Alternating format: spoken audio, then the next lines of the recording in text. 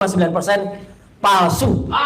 Kalau ini dikatakan dicetak di tahun 85, tidak mungkin hasil foto kualitasnya seperti ini. Dan masih tetap ada ciri-ciri di mana ini adalah ada garis di pinggir, reprinting lagi, ada kayak cacat ini.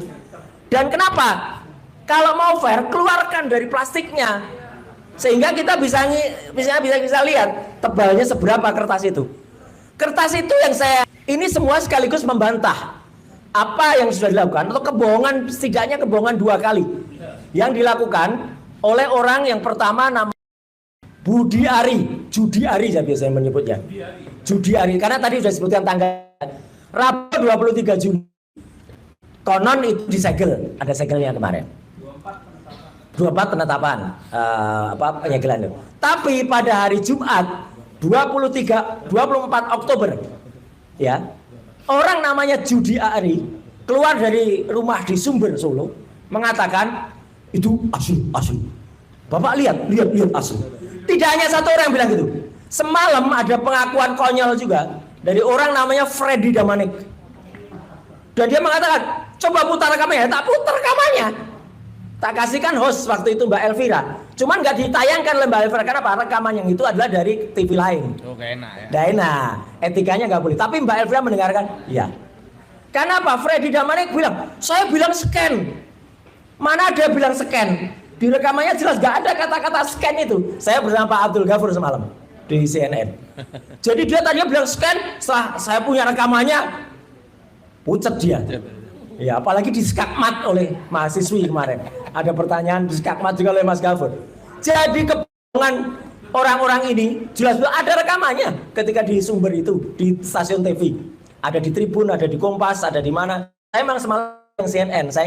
Sayangnya dalam waktu yang sangat sempit di tengah-tengah acara nggak ketemu.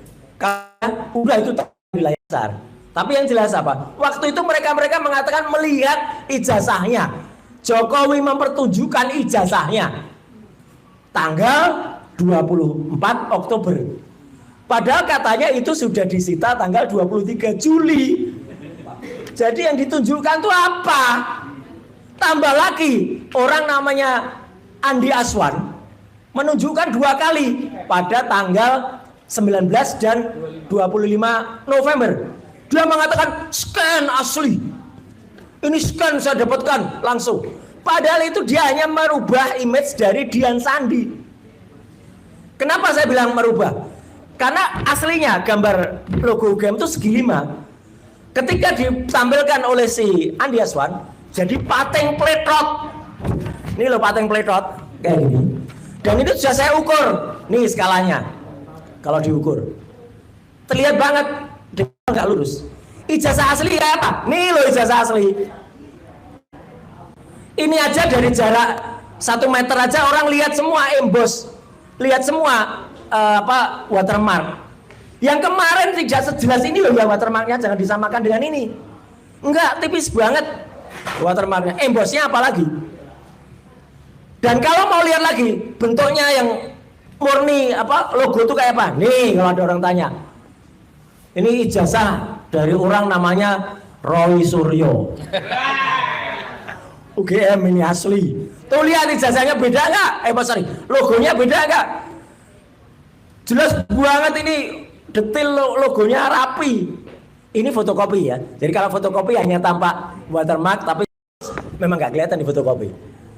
Karena ini hanya fotokopi yang saya kumpulkan waktu itu di KPUD. Dan ini ada mengesahkan tuh, capnya jelas. Artinya teman-teman semua, saya menguatkan apa yang disampaikan oleh Ustadz Kosinudin tadi dan juga oleh teman-teman. Dan bilang, memang betul bisa jadi ijazahnya itu bisa nggak cuma 1. Tanggal 22 Mei yang kita lihat mana ini? Sekarang teman-teman, ini yang ditampilkan oleh Mabes Polri loh ya. Dengan yang ditampilkan ini kemarin, sama nggak kira-kira? Beda dong. Yang jelas yang satu hitam putih, yang satu ada garis tengahnya ini, yang satu enggak. Dari sini saja kita udah curiga. Jangan-jangan nanti Pak Rustam bisa bawa contoh ijazah yang lain dari pasar situ itu ya. Pasar Pramuka maksudnya. Nah, jadi itu teman-teman semua, ya. Jadi sekali lagi kami tegaskan, saya tegaskan. Saya bersama tim advokasi akademisi dan aktivis ya menyatakan dengan tegas, kertas ya, kertas, saya hanya bilang kertas.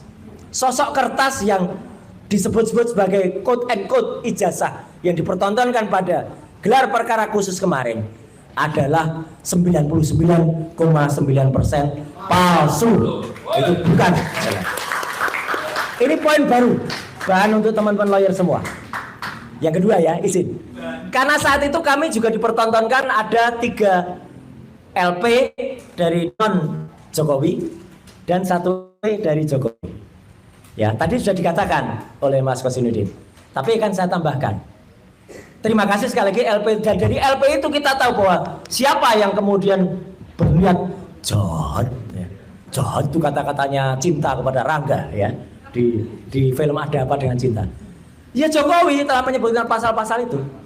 Memang yang disebutkan oleh salah satunya contohnya Lecumanan, memang tidak itu.